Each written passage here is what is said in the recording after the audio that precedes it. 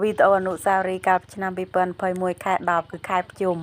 នៅស្រុកខ្ញុំសប្បាយណាស់បើខែភ្ជុំសម្បូរទឹកលិចផ្លូវលិចថ្នល់ហើយនៅតាមដៅកងនៅតាមបន្លាយពួកខ្ញុំអាចមកលេងបាននៅកន្លែងនេះគេអនុញ្ញាតឲ្យលេងចុះណាកន្លែងណាដែលគេដាក់ទំនប់ឬក៏គេដាក់ត្រីដាក់អីយើងកុំទៅលេងហើយពួកខ្ញុំជិះម៉ូតូមកពីផ្ទះនាំគ្នាជិះកាត់ផកកាត់ក្លោកនាំគ្នាមកលេងទឹកនៅទឹកបន្លាយគេហៅបន្លាយចិនណាជម្រាបសួរអ្នកទាំងអស់គ្នាខែភ្ជុំឆ្នាំ2025នេះកុំភ្លេចមកលេងភូមិខ្ញុំស្រុកខ្ញុំណា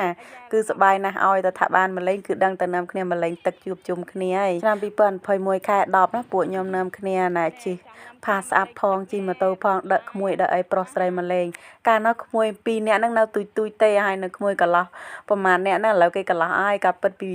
2021ឡើងទុយតែ2025ណាអូគ្រាន់3ឆ្នាំកន្លងសោះពួកគាត់កំមុំកន្លងអស់កន្លែងដែលពួកខ្ញុំមកលេងទឹកគឺនៅបន្លាយចិនហើយក្មួយខ្ញុំទាំងអស់ហ្នឹងសុទ្ធតែអត់មានអ្នកណាចេះហាលទឹកទេចឹងហើយគឺមានតាំងពីពងពងគឺពងកង់ផាស្អាប់ហ្នឹងអាចាស់យកវាប៉ះមក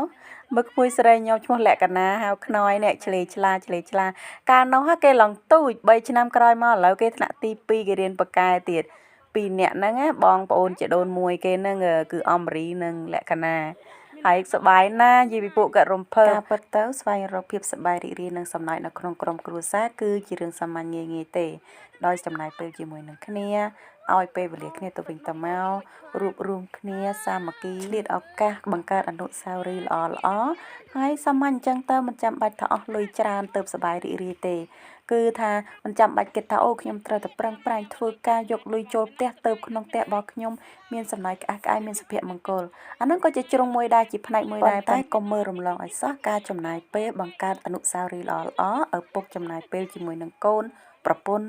ឪពុកម្ដាយបងប្អូនជុំគ្នានេះគឺជារឿងមួយដែលកសាងនូវសុភមង្គលក្រុមគ្រួសារខ្លាំងមែនតើគឺជាទ្រឹស្ដីរបស់ខ្ញុំទេណាបើក្នុងក្រុមគ្រួសារនោះមានសុភមង្គលការស្រឡាញ់ការគោរពគ្នាទៅវិញទៅមកភាពក្រីក្រនោះគឺអត់សូវហ៊ាននៅជាមួយយូរទេហ្នឹងគឺ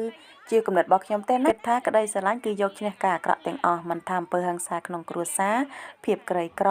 ឬក៏ការមិនចុះសម្រុងគ្នាអីហ្នឹងទេសេចក្តីស្រឡាញ់គឺផ្ដល់នូវសេចក្តីសង្ឃឹមការអត់ធ្មត់ការលើកលែងហើយនិងការជឿជាក់គ្រប់ទាំងបញ្ហាទាំងអស់ប្រសិនបើធ្វើឡើងដោយសេចក្តីស្រឡាញ់នោះនឹងនាំសុភមង្គលដល់ក្រុមគ្រួសារនិងខ្លួនឯង